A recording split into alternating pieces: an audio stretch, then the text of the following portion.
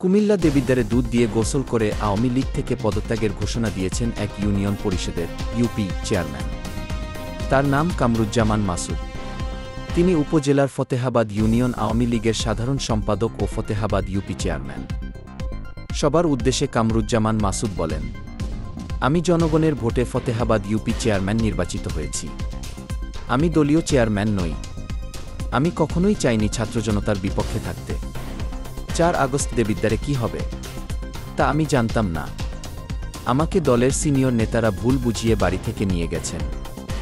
আমি 2 গ্রুপের মাঝখানে পড়ে গেছিলাম। পরে আমি জীবন বাঁচাতে তাদের কথা শুনতে হয়েছে। তারা আমাকে বলেছেন দেশে যেসব ছাত্র জনতা নিহত হয়েছেন তাদের প্রতি শোক প্রকাশ করতে দেবিদ্বার স্বাধীনতা চত্বরে শোক র্যালি ও শোক সভা করা হবে। এজন্য গিয়েছি। আমি গিয়ে যখন দেখলাম ছাত্র জনতার সঙ্গে সংঘর্ষ হচ্ছে তখন আমি বাড়ি আসতে চেয়েছি, কিন্তু তারা আমাকে আসতে দেন নাই। আমি স্বেচ্ছায় অন্যের দ্বারা প্রভাবিত না হয়ে ফতেহাবাদ ইউনিয়ন আওয়ামী লীগের সাধারণ সম্পাদক পদ থেকে পদত্যাগ করলাম। এরপর কামরুজ্জামান মাসুদ তার বাসার ছাদে বসে দুধ দিয়ে গোসল করেন। পাশে থাকা আরেকজন ব্যক্তি মগ দিয়ে তার মাথায় দুধ ঢালছেন। এ সময় উপস্থিত লোকজন ও সাংবাদিকেরা এ দৃশ্য মুঠোফোনে ভিডিও ধারণ করেন। দীর্ঘদিন আমি আওয়ামী লীগের রাজনীতির সঙ্গে জড়িত থেকে মামলা হামলা ছাড়া কিছুই পাইনি। সবকিছু থেকে বারবার বঞ্চিত হয়েছি। ফতেহাবাদ ইউপি নির্বাচনে আমি আওয়ামী লীগের মনোনয়ন চেয়েছি, কিন্তু তারা আমাকে দেয়নি। সবসময় একই দলের অন্য নেতাকর্মীদের হাতে হামলার শিকার হয়েছি।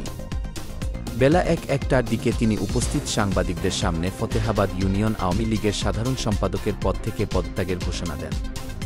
এ সময় তিনি বলেন, আমি সব সময় চেয়েছি আমার এই ফতেহাবাদ ইউনিয়নবাসীর পক্ষে থাকার। তারা আমাকে বিপুল ভোটে বিজয়ী করেছেন। এর আগে ৫ আগস্টের একটি ভিডিও ফুটেজে দেখা যায় কামরুজ্জামান মাসুদ ইটের টুকরা ও হাতে লাঠি নিয়ে ছাত্রদের দিকে ছুঁড়ে মারছেন। ছাত্রদের যারা মারধর করছেন তাদের সঙ্গে আছেন। আজ শনিবার কামরুজ্জামান মাসুদ স্থানীয় কয়েকজন সাংবাদিককে তার বাড়িতে ডাকেন। আমাদের ভিডিওটি ভালো লাগলে একটি লাইক দিবেন, কমেন্ট করে আপনার মতামত জানাবেন এবং সাবস্ক্রাইব করে আমাদের সঙ্গেই থাকবেন। ধন্যবাদ।